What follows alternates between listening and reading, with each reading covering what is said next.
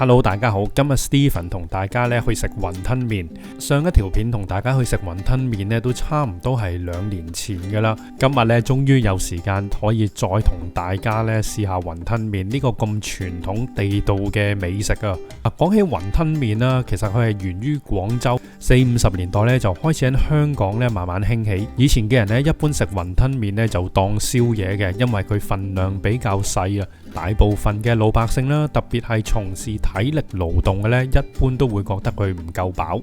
雲吞麵咧都係一個好傳統嘅食品，不過成日都講啦，做得好嘅雲吞麵咧真係買少見少。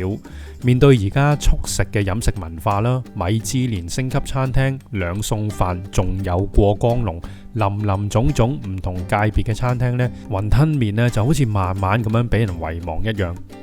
今日嚟到佐敦嘅麥文記，如果中意食雲吞麵嘅朋友，對於麥字頭雲吞麵應該唔會陌生。麥兆記、麥奀記同埋今日嘅麥文記，其實嚴格嚟講都可以講係同一個派別嘅。咁背後嘅淵源同埋關係呢，我就唔多喺度詳細討論啦。今日嘅麥文記咧就喺佐敦咧已經超過60年嘅歷史啊！咁喺香港咧真係只此一間，別無分店啊！佢哋亦都係咧非常之專注去做雲吞麵嘅一間鋪頭啊！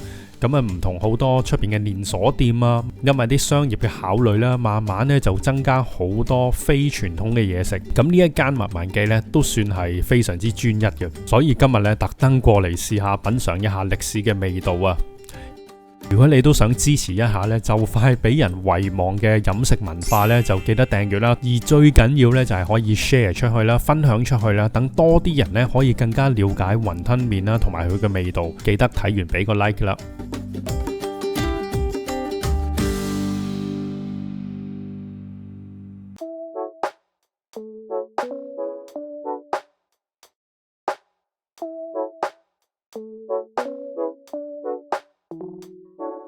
麥文記1958年開檔，60年前呢就由巷仔檔呢搬入去而家佐敦百家士街呢個地鋪，一直呢就經營到而家。咁啊真係如假包換一間老字號嚟嘅。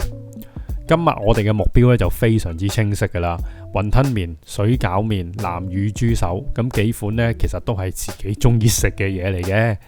仲有嗌多碟菜啦，最緊要健康啲。睇翻價錢啦，其實佢由30幾蚊去到50-60蚊不等噶啦。相比起一啲呢，一啲街坊嘅雲吞麵店呢，佢係貴咗啲咁多嘅。呢度呢就冇雙拼嘅提供，同埋呢，如果大家要蠔油呢，係要額外加到1蚊嘅。不過咧嚟到麥文記咧都係最緊要佢嘅質素啊，環境方面大家咧都係唔好話有咩寄望噶啦，都係比較逼仄嘅。而我最喜歡呢就係佢哋個地板啊，咁聽講呢，佢呢個地板呢由開業到而家呢係保留一模一樣噶啦，真係好有40-50年代嗰個味道啊！其實大部分嘅雲吞麵店啦，廚房咧都喺門口嗰邊嘅。咁你行入去嗰陣時咧，都可以睇到啲整麵嘅師傅喺度忙碌，喺度拋下麵啊，煮下雲吞。而最緊要咧，其實係一個傳統嚟嘅，佢可以令到咧出邊街嗰啲人咧，可以感受到佢哋個湯底個香味啊，而吸引你去幫襯啊嘛。講起呢個湯底咧，我覺得雲吞麵咧個主角啊，同埋靈魂啊，一定係呢一個湯底噶啦。咁個湯底一定要整得夠清澈啦、香甜啦、順喉啦，咁先至可以托得起成個雲吞麵嘅味道嘅。雲吞麵講求嘅咧就唔係份量，我個人咧反而更加着重雲吞麵嘅精緻度啊！我見到呢一碗雲吞麵咧係比較細嘅。咁同埋食之前咧，大家都要留意一下啦。一般傳統嘅雲吞麵，佢都會將個匙羹擺喺個底嗰度嘅，將啲雲吞啦同埋成個麵餅晾起。咁所以咧食之前第一樣咧，呢個就係要睇嘅嘢。另外個雲吞咧，多數都會擺喺個碗底嗰度嘅。麵餅咧就要晾起，因為咧費事佢浸到啲麵淋晒啊嘛。擺到落嚟咧，已經聞到呢個好濃郁嘅大地魚湯味啊！咁個湯底主要嘅材料呢，當然有豬骨啦、大地魚，仲有啲蝦殼啊咁，要煲得夠清甜清澈呢，先至為靚嘅。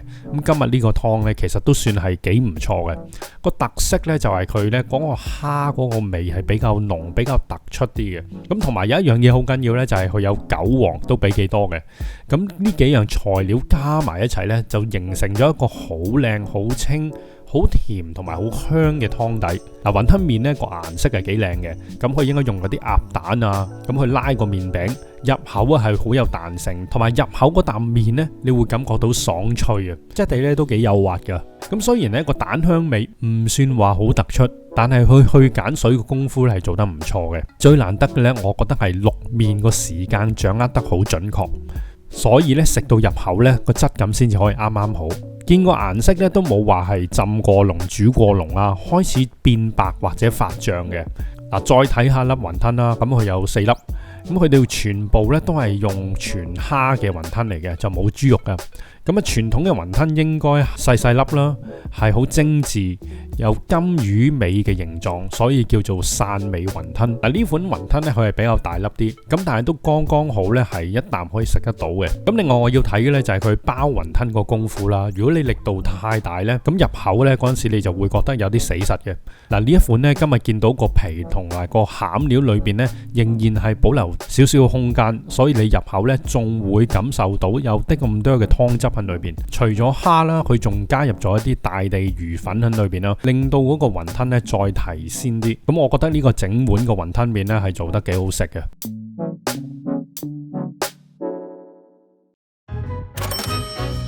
跟住咧，再同大家咧就試下水餃啦。咁其實講呢度都有3粒水餃咧，同雲吞最大嘅分別咧，水餃主要咧就係食佢嘅爽脆，裏邊一定要夠多木耳啊、韭黃啊，個質感係比較實在啲嘅。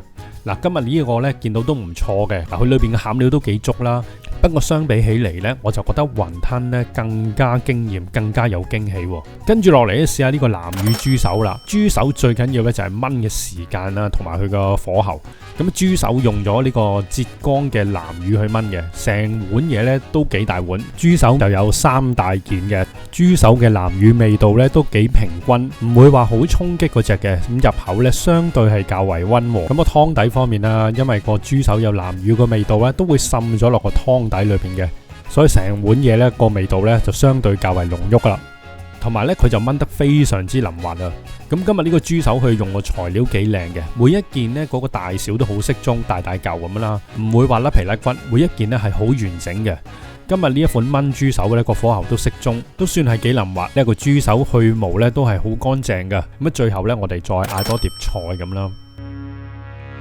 今日呢間麥文記，我覺得佢個水準咧係比較少有，喺香港嚟講呢都仍然可以保留到一定嘅質素。因為而家呢好多餐廳或者係粉麵店啦，因為個人流同埋轉流嘅關係啦，好多時都會比較求其一啲啦，甚至乎呢係浸到啲麵餅淋晒又有啊。但係我覺得雲吞麵呢係一個好有代表性嘅食品嚟嘅，大家亦都可以諗下啦。好多時我哋去旅行呢，咁去到每個地方啦，去啲嘢食某程度上都反映翻當地嘅某種文化同埋生活習慣。香港由一個小小嘅漁港去到今時今日嘅國際都會啦，都經歷過轉變啦，係非常之急速嘅。